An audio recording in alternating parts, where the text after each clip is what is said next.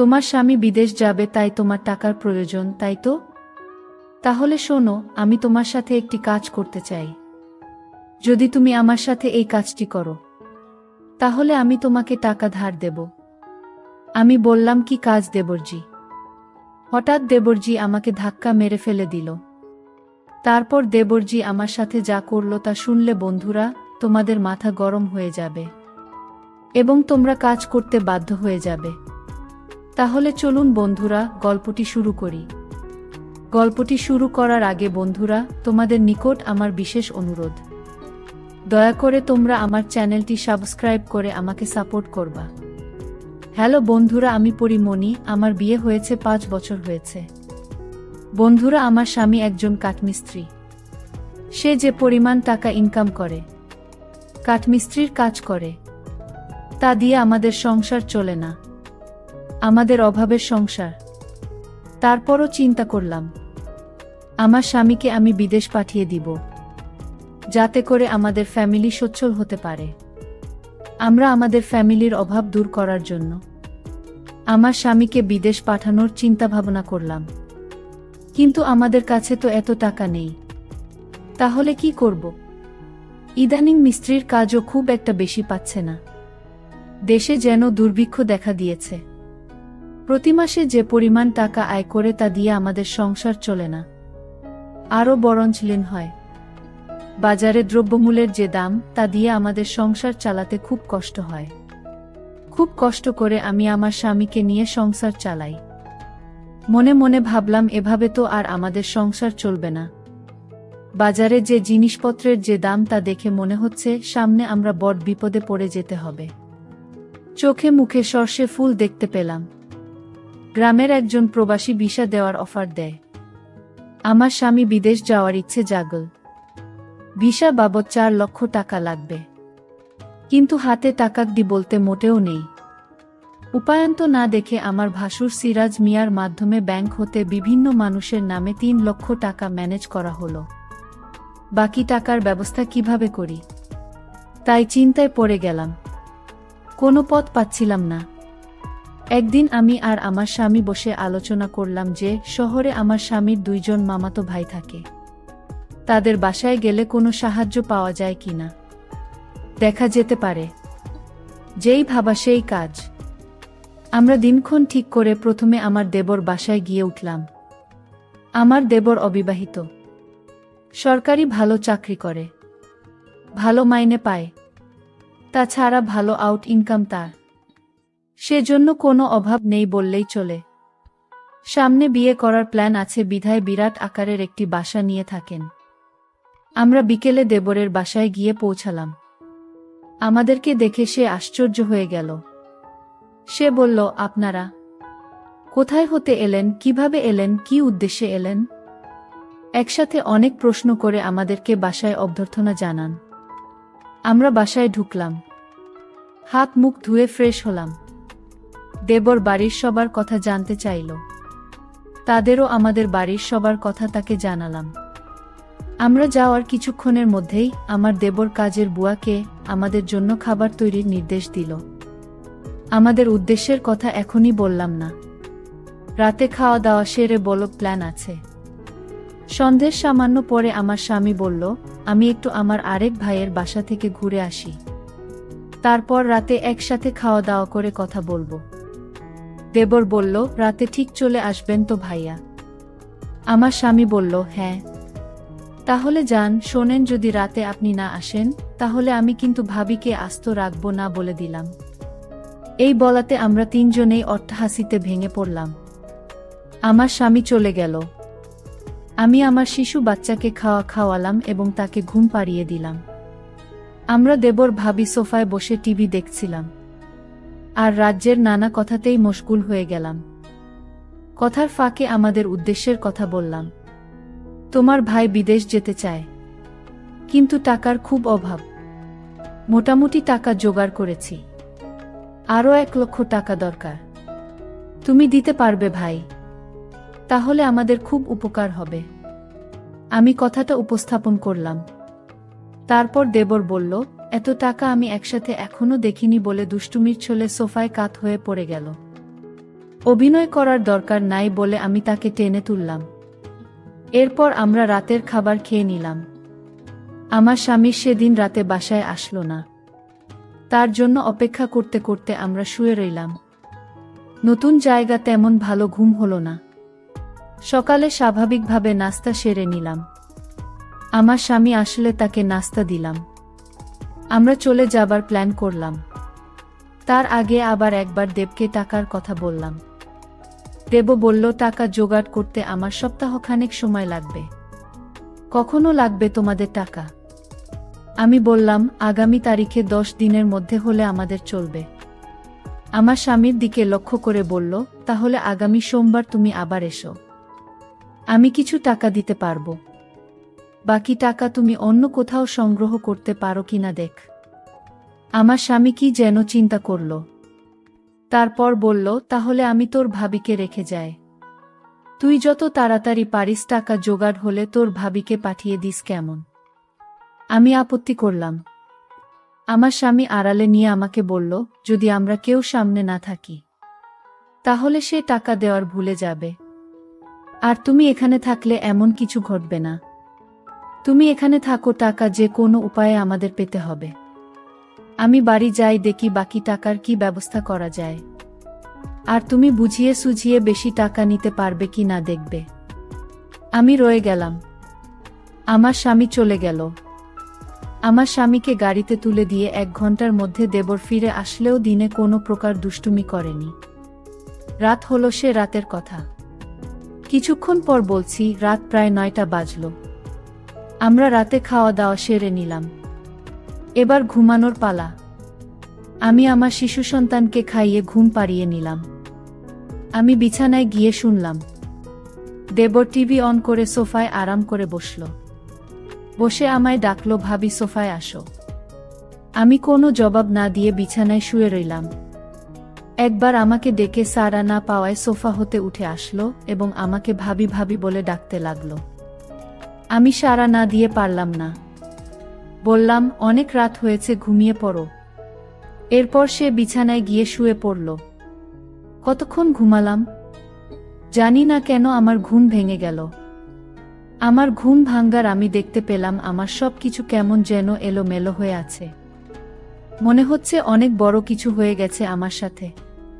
বুঝতে পারলাম না ঘুমের মধ্যে কি ঘটনা ঘটে গেছে। মনে হচ্ছে আমার সাথে কেউ অন্য রকম কিছু করেছে। ভাবলাম আর থাকবো না, চলে যাব।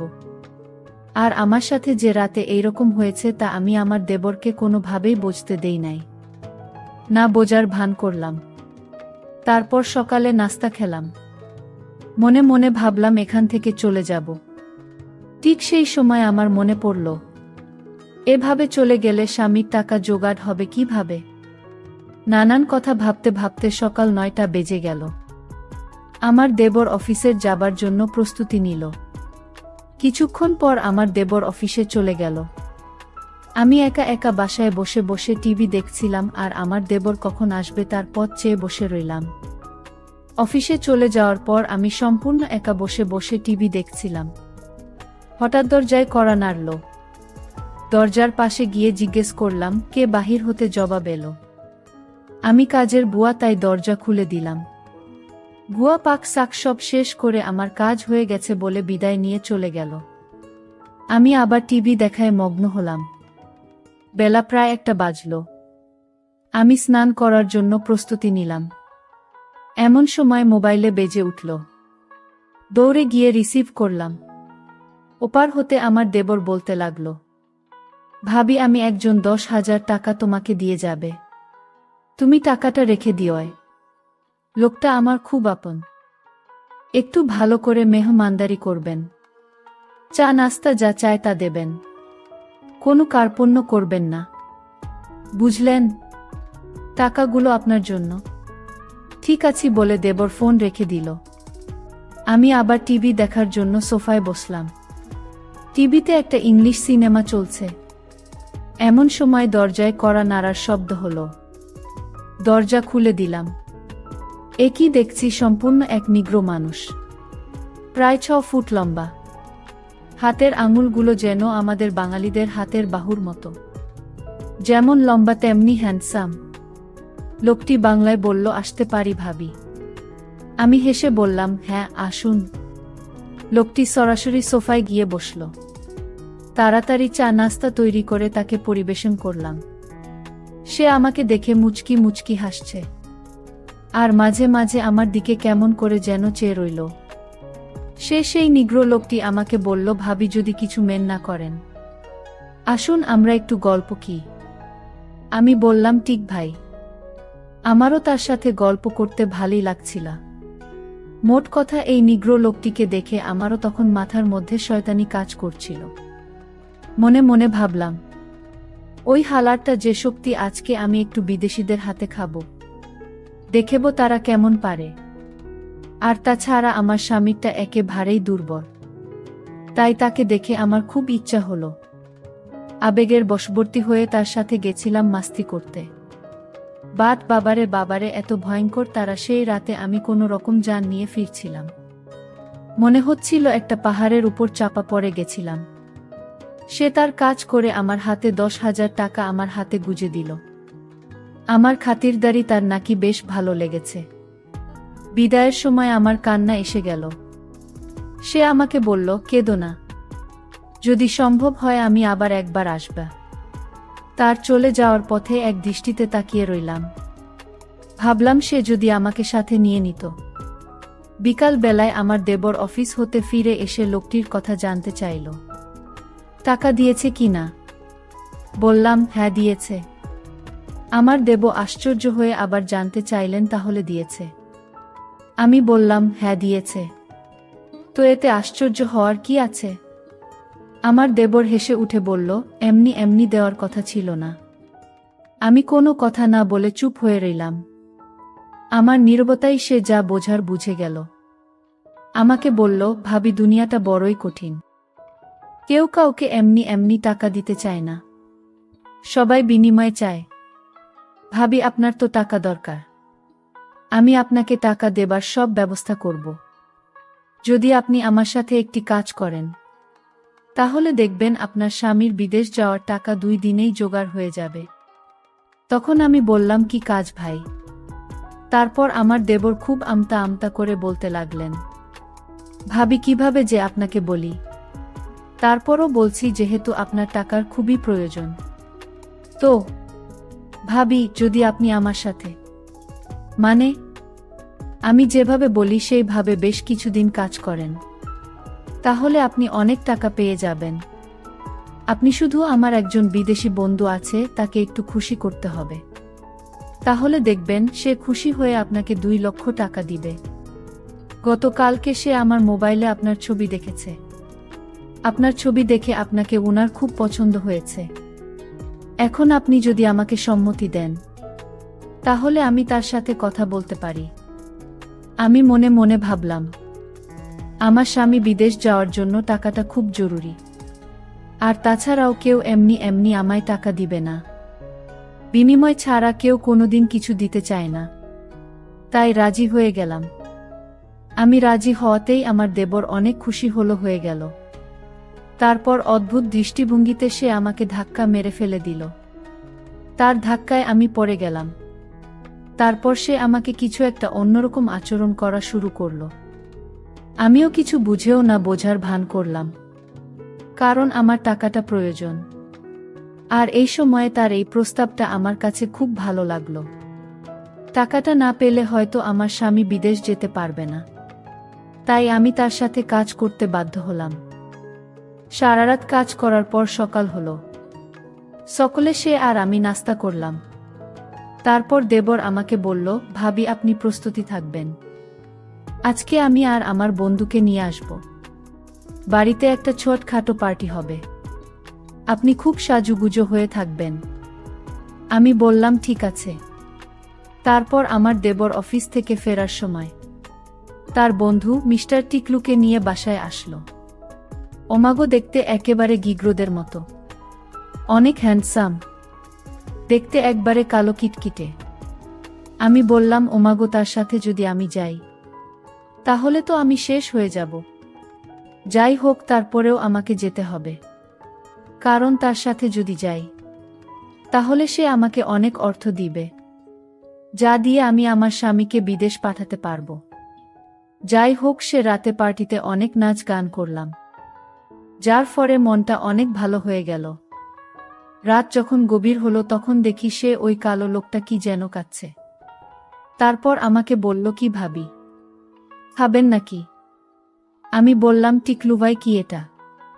সে বলল, অনেক মজার একটা জিনিস, খেয়েই দেখেন না। তারপর ওইটা খাওয়ার পর আমি যেন পাগল হয়ে গেলাম। অন্যরকম একটা সুখের প্রয়োজন মনে হলো। বন্ধুরা, তারপর এই কালো কুচকুচে লোকটা আমার সাথে এক অন্যরকম আচরণ করা শুরু করলো। আমিও তার কথায় সায় দিতে থাকলাম। কি বলবো বন্ধুরা, মানুষেরটা এত পাওয়ারফুল হয় না। মনে হচ্ছিল যেন হিংস্র কোনো জানোয়ারের আক্রমণে পড়েছি। দিনটি ছিল আমার কাছে অনেক বিষাদময়, যদিও অনেক কষ্ট হয়েছিল।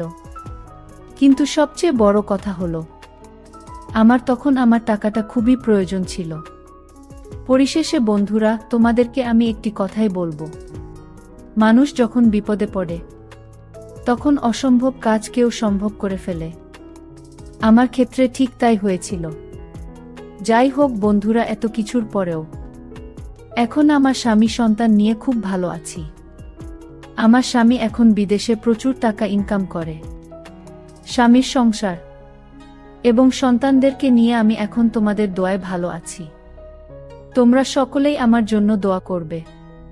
বন্ধুরা, ভিডিওটি যদি ভালো লাগে তাহলে একটি লাইক দিন। আর তোমরা যদি এইরকম ধরনের ইন্টারেস্টিং ভিডিও পেতে চাও তাহলে দয়া করে আমার চ্যানেলটি সাবস্ক্রাইব করো। পরিশেষে তোমাদের সকলের সুস্বাস্থ্য কামনা করি। ভিডিওটি দেখার জন্য তোমাদের সকলকে অসংখ্য ধন্যবাদ।